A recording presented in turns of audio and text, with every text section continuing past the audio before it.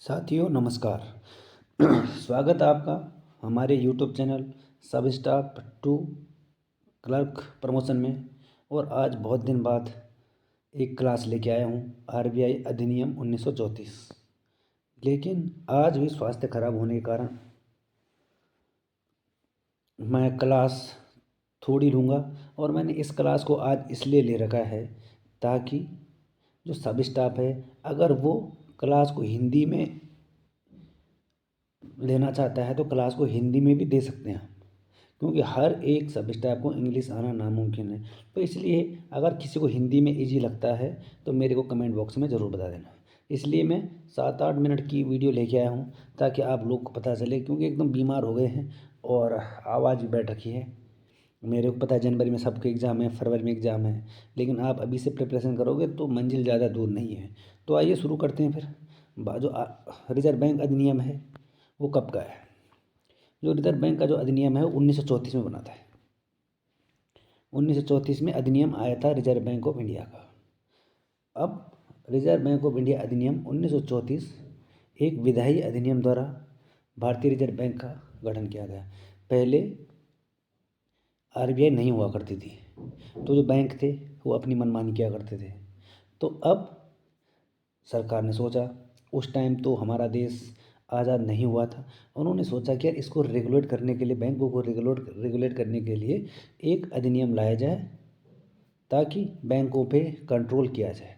तो इसलिए आरबीआई का गठन हुआ। आरबीआई का जो स्थापित की बात करते हैं तो 1 अप्रैल 1935 को इसकी स्थापना होती है रिजर्व बैंक ऑफ इंडिया की।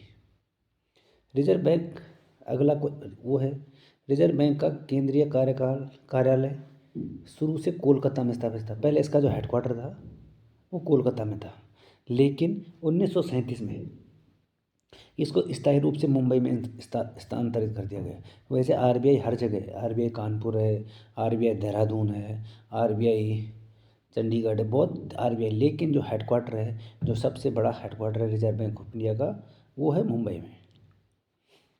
भारत में बैंकिंग फर्मों की देखरेख के लिए एक ढांचा प्रदान करने का मतलब था है, ये मैं आपको पहले बता चुका हूँ। बैंकिंग सेक्टर वाले अपनी मर्जी कर रहे थे, तो उन पे कंट्रोल करने के लिए अंग्रेज़ों ने बोला भाई एक अधिनियम लाया जाए ताकि बैंकों पे कंट्रोल किया जाए, और 1935 में इसको लागू कर दिया गया।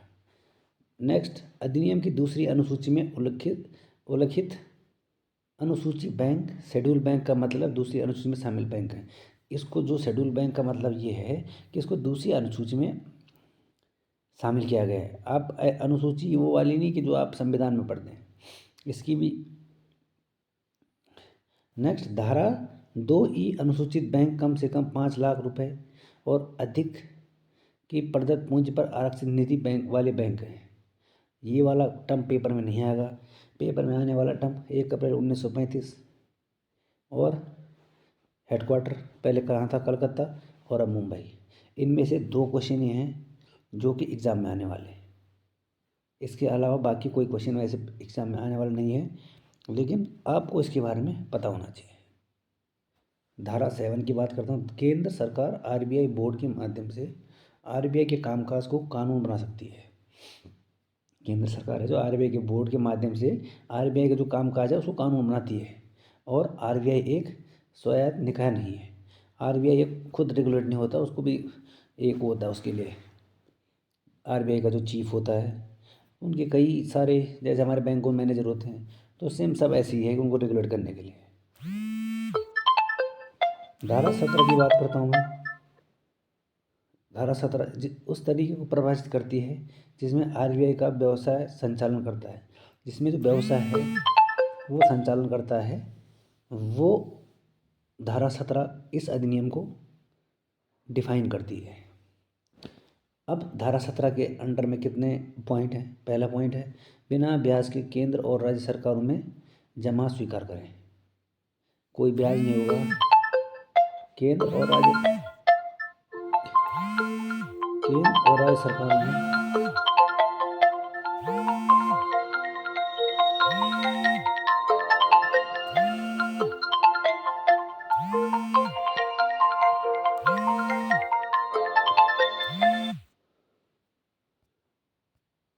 सॉरी दोस्तों, बीच में थोड़ा मिस्टेक हो गई थी, फ़ोन आ गया था इसलिए नहीं कर पाए।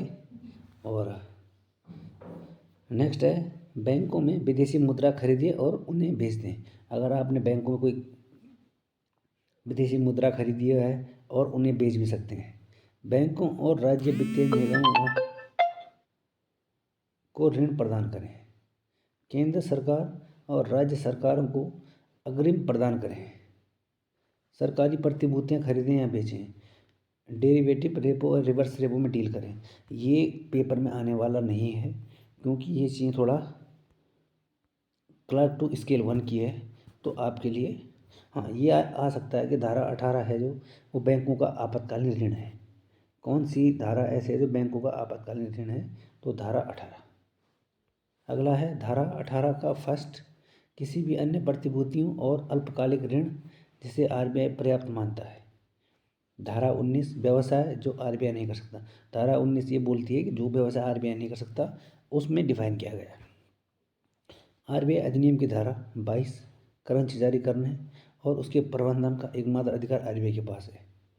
ये सबसे इम्पोर्टेंट पॉइंट है, ये वाला, ये जो ब्लैक में कर रखा है कि आरबीआई अधिनियम की धारा 22 करेंसी जारी करने और उसके प्रबंधन का एकमात्र अधिकार आरबीआई के पास है, बाकी ये अधिकार किसी के पास नहीं है।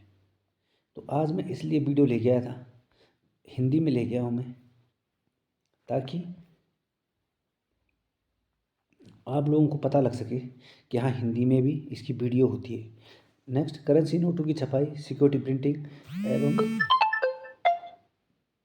Meeting corporation of India limited और भारतीय रिजर्व बैंक नोट मुद्रण प्राइवेट लिमिटेड, देखो कहाँ कहाँ होते हैं, नासिक, देवास, मैसूर, सालबोनी में स्थापित उनके विभिन्न प्रिंटिंग प्रेसों द्वारा की जाती है। ठीक है भाई, नासिक और देवास में जीओआई, मैसूर और सालबोनी में आरबीआई और एसपीएमसीआईएल के पास मुंबई, नोएडा, हैदराबाद और कलकत्ता, सभी जीओआई में सिक्का उत्पादन टकसाल है, मुंबई, नोएडा, हैदराबाद और कलकत्ता। धारा करेंसी नोट का अधिकतम मूल्य 10,000 हो सकता है। करेंसी नोट का जो अधिकतम मूल्य है वो 10,000 हो सकता है, ये बताता है धारा 24। ऐसे नहीं कि 20,000 का नोट छाप दिया, ये नहीं हो सकता। भारतीय बैंक नोटों का कानूनी मुद्रा प्रकृति, धारा 26 बोलती है कि जो कानूनी मुद्रा है मतलब कानून के थ्रू ही वो काम किया जाएगा। धारा 28 है क्षतिग्रस्त एवं अपूर्ण नोटों को बदलने के संबंध में नियम, धारा 28 में। धारा 29 बैंक नोट को स्टाम्प ड्यूटी में छूट दी जाएगी।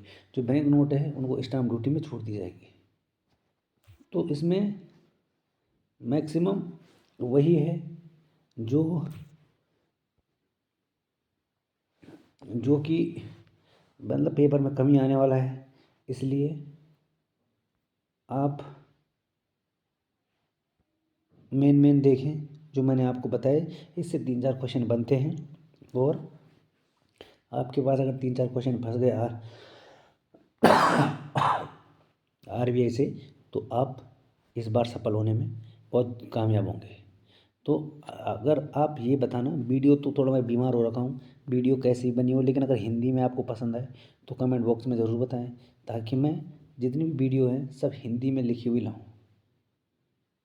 इसीलिए मैं हिंदी में लेके आया हूँ पूरा वीडियो को। तो फिर मिलते हैं, आपके कमेंट का इंतज़ार करूँगा एक नए वीडियो के साथ। अगर हिंदी में चाहिए तो, नहीं तो इंग्लिश में तो मैं ले आऊँगा। फिर मिलते हैं एक नई वीडियो के साथ, तब तक के लिए हमें दे अलविदा। स्वास्थ्य भी खराब है। थैंक यू, धन्यवाद।